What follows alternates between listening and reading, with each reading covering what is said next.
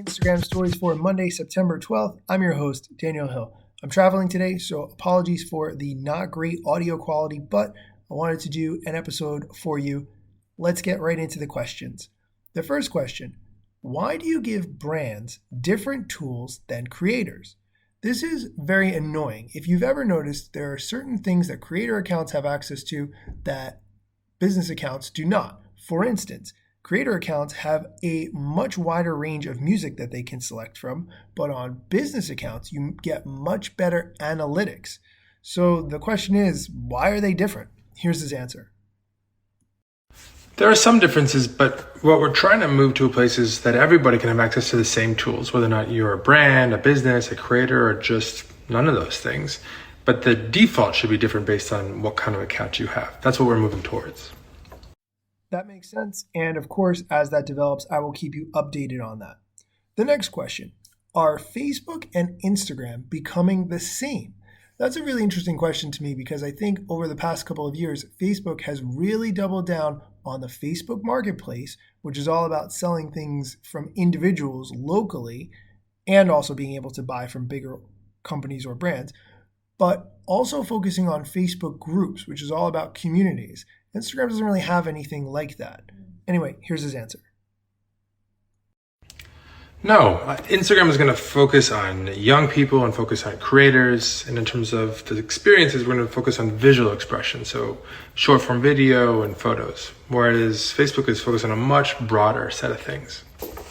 One thing that I really want to talk about, though, is that historically, Facebook and Instagram were designed for different age brackets. And as the population from Facebook gets older and eventually is no longer alive, I think that forces Facebook to come up with a reason to reach a younger audience. I don't think there's much reason for teenagers or people in their early 20s to ever create a Facebook account apart from Facebook Marketplace or Facebook groups. So I think they really need to work in a lot of instances to come up with good reasons for new people to start Facebook accounts.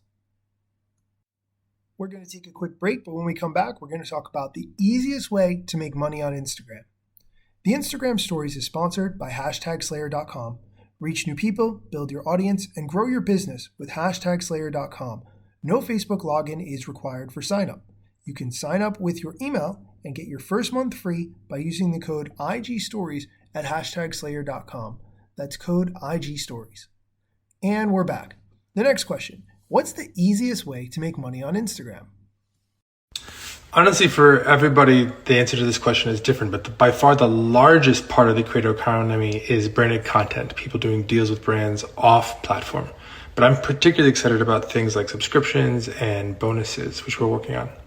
I'm also very interested in people creating content for brands, but as user-generated content, meaning that it would be for the brand's page, not the creator's page. I think that is absolutely a super fascinating market. And if you're involved with that, I would love to chat with you. Also, I think that the subscription model, while important, is very frustrating because it locks you into that platform. If, for instance, you get some subscriptions on Instagram, now you always have to create content for Instagram for those people who have subscribed. Otherwise, you're going to lose those subscribers. You can't take them to another platform like YouTube or TikTok. You're stuck with those followers on Instagram forever, which I'm not a huge fan of. And the last question we're going to consider, can you sell NFTs on Instagram yet? I still think that we have missed the window for NFTs. We've all moved on as a society, right? Did we all agree that? I think if we haven't, maybe it's time that we do. I don't know, just an idea. The question, can you sell NFTs on Instagram yet? No, but you can share an NFT. You can connect to a couple different wallets and share NFTs that you have in your wallets and showcase them. But we are exploring minting, creating, selling as well. So hopefully soon. Hopefully, whenever that happens, NFTs are still interesting to someone. I don't know.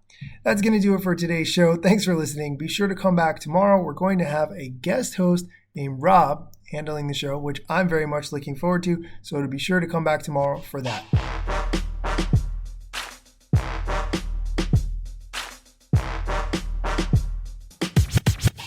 I'm not yet a member of the Instagram team, but my podcast covers many Instagram themes. But the name, image, logos are trademarks of Instagram and the LCC in the USA and every territory. Everything I publish independently until Zuck returns my DMs and starts to pay my salary. Not sponsored or endorsed, no lies, no fallacies. I use their logo with permission, not malicious or callously. No trademark violation, filling all criteria. Follow me on Instagram or Twitter at Daniel Hill Media.